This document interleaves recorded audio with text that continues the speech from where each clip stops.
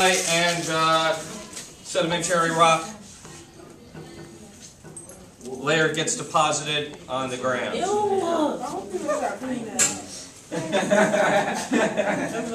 Right? You don't clean that up, right?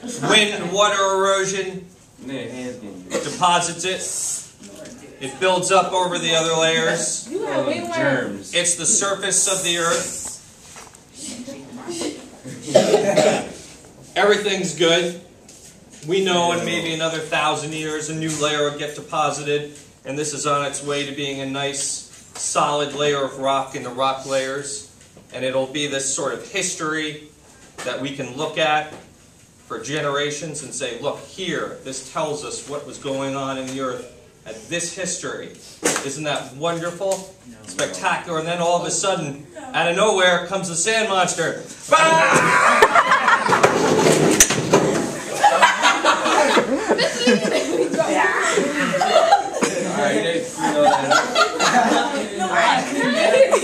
I'm not cleaning it up.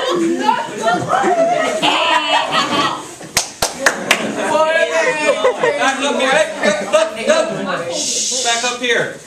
Correct. The layer's now gone. And then 1,000 years later comes our new deposit over it. You get crazy. Now when the geologist comes and he looks at the rock layer, it's no longer there. It's missing, right? We have no idea if the sand monster ever existed because the sand monster didn't fossilize. Oh my. And here's this uncertainty in the rock layer. It's a gap of missing time where something isn't there. We know for sure that there's been some sort of erosion. So therefore, we call it the unconformity. There were 3 types. Who remembers which type? Or the 3 types? Oh! Well, thank you for raising your hands. We do that now in this class. Desmond, give me one. Disconformity. Excellent. Brian? Julian? Non-conformity? Non-conformity. Who remembers which was which? What? Angular is like Can I Angular is the easiest one. Let's say you've got earth layers that get tilted, folded, whatever. It's on its side. You get some erosion,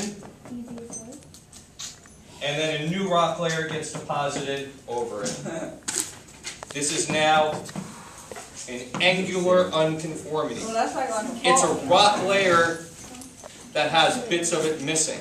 We don't know how much is there, or how much has been taken away.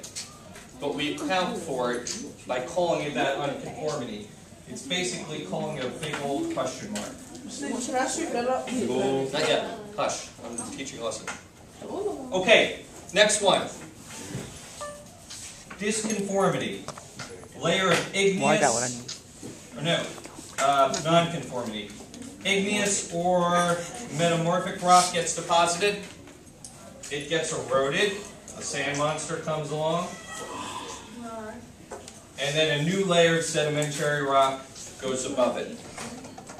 So now we call that the dis, no, the non.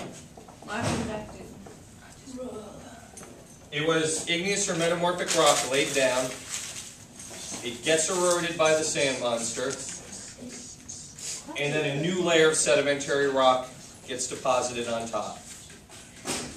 In the case of the disconformity, and the only way I can help you remember this is by saying the dis has the S in it, so maybe it's both sedimentary rocks and the disconformity.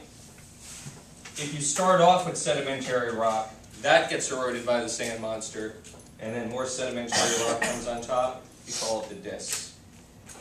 The non, it's metamorphic or igneous, and in the angular unconformity, it doesn't matter what type of rocks it is. If it's angled, that's it. Angular. I want 9 questions using the review sheet, and you make my test for tomorrow. Go.